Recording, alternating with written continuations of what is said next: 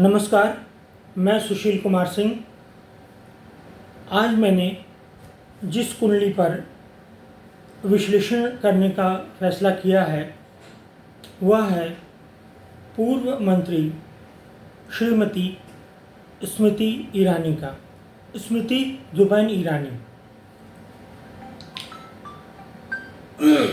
तो मैं सबसे पहले शुरू करता हूँ उनकी कुंडली से। उनकी कुंडली मकर लग्न की है और 1976 की पैदाइश है। मकर लग्न की कुंडली में लग्न का स्वामी शनि 7वें घर में है और शनि वर्गोत्तम है और शनि वक्री है। पर मकर लग्न की कुंडलियों में मैंने देखा है कि शनि 7वें में होता है तो दो चीज़ें होती हैं, क्योंकि शनि लग्न के स्वामी को, लग्न का स्वामी होते हुए सीधे लग्न को देख रहा होता है।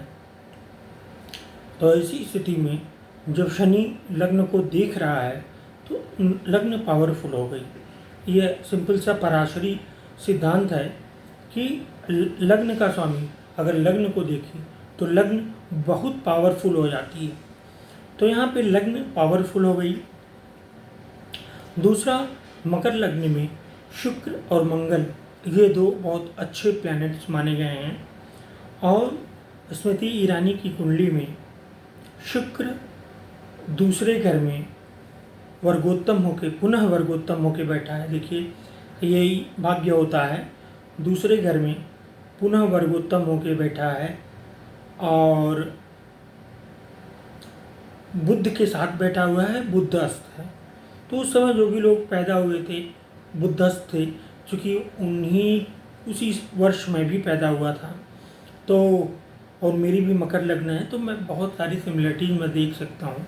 तो मकर लग्न में जब शनि इनके में जो देख रहा है स्मृति ईरानी जी के शनि, तो वह वैवाहिक जीवन थोड़ा अच्छा नहीं बनाता, विवादास्पद बनाता है और बहुत ही संघर्षपूर्ण होता है वैवाहिक जीवन। दूसरा, गुरु, केतु और राहु की धुरी, यह उस कालखंड में जो लोग पैदा हुए मकर लग्न में उनको ये चीज़ें केंद्र में मिली। चौथे घर में गुरु केतु, 10वें घर में राहु और 7वें घर में शनि। इनके में क्या अच्छाई है? शनि वर्गोत्तम है और राहु इनका जो राहु है और दशम घर का, तो दशम घर के राहु की बहुत प्रशंसा की गई है, जबकि ऐसा मेरे देखने में भी नहीं आया और राव सर के भी देखने में नहीं आया। मतलब राहु मेरे दृष्टिकोण से सबसे अच्छा होता है छठे घर में और इसके बाद 9वें घर में, फिर 10वें घर में।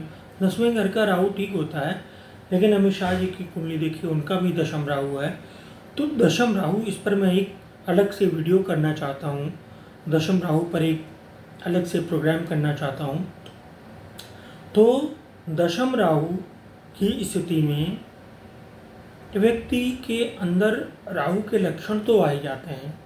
तो जैसा कि आपने देखा, इनकी राहु की दशा लगते ही, राहु की दशा लगते ही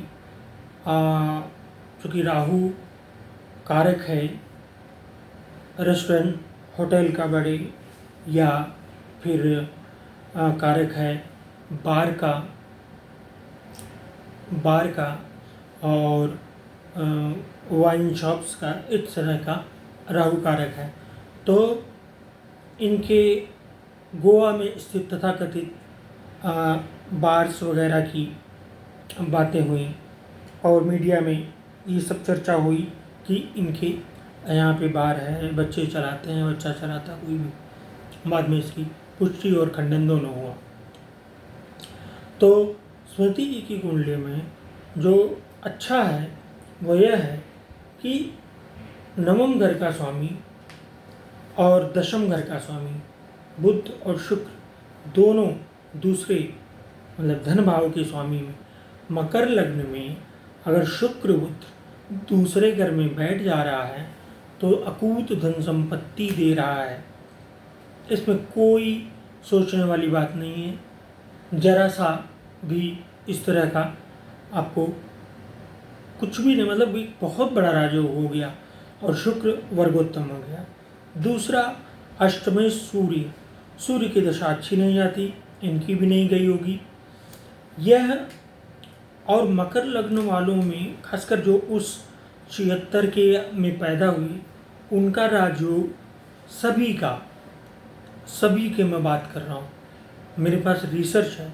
इसी दौरान मुझसे 24 दिन बड़ा मेरा क्लासमेट था, 6 to 12 में उसके साथ पढ़ा, उसका IAS में सिलेक्शन हुआ, मीडियोकर स्टूडेंट था, लेकिन जुनूनी था IAS के लिए जो होना चाहिए, तो 2004 बैच से उसका सिलेक्शन हो गया। तो वहाँ क्या था, वहाँ पे सूर्य बुध शुक्र 5वें घर में थे, मेरी स्थिति में ये 6वें घर में है, स्मृति ईरानी के दूसरे घर में। तो स्मृति ईरानी जी के दूसरे घर में शुक्र और बुध बहुत ही बढ़िया राजयोग है। चंद्रमा इनका नवम में गया, इनको पानी से बचना होगा, लेकिन क्योंकि चंद्रमा सप्तमेश है तो सप्तम जो भाव का स्वामी है वो सप्तम स्थान पद का होता है, पावर का होता है, पोजीशन का होता है, हर तरह का होता है।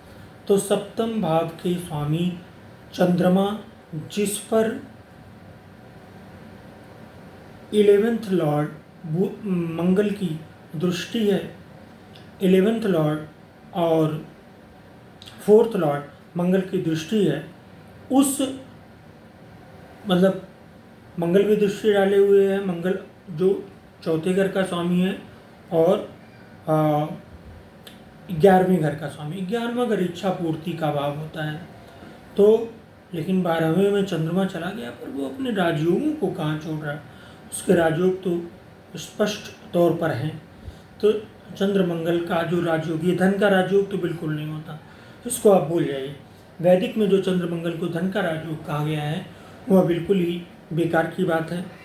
वह अगर हम नाड़ी सिद्धांतों पे जाते हैं तो चंद्र मंगल का राजयोग कोई राजयोग नहीं होता, वह नुकसान करता है, लेकिन वो पद वगैरह दे सकता है।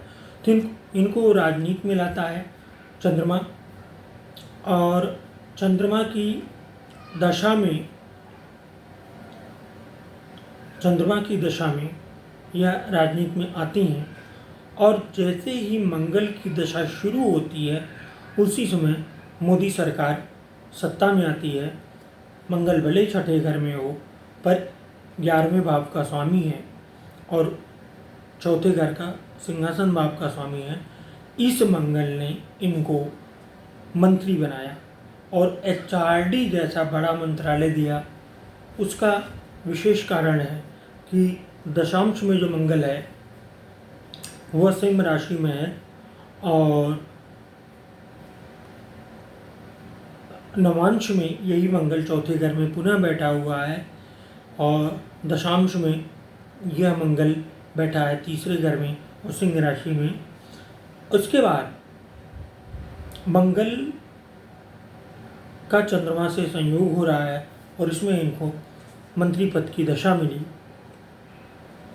9वां घर में इनकी गुलिका है, तो फादर का इनका थोड़ा सा बहुत अच्छा नहीं रहा, क्योंकि मंगल का 9वें घर पे और शनि का 9वें घर पे असर है, तो इनके फादर ने बहुत ही कष्ट झेले। वो एक पंजाबी थे, खत्री, और इनकी माँ बंगाली ब्राह्मण थी, और इनकी शादी किसी अन्य उसमें हुई। तो 2014 में मंत्री बनी, लेकिन जैसे ही राहु की दशा शुरू हुई 12 जून 20 से उस समय से इनका बुरा समय शुरू हो गया। इनके मंत्रालय वगैरह की नीचे हो गए, जो इनको मुख्य मंत्रालय मिलते थे उससे काफ़ी छोटे पद मिलने शुरू हो गए और इनकी दमक थोड़ी कम रही।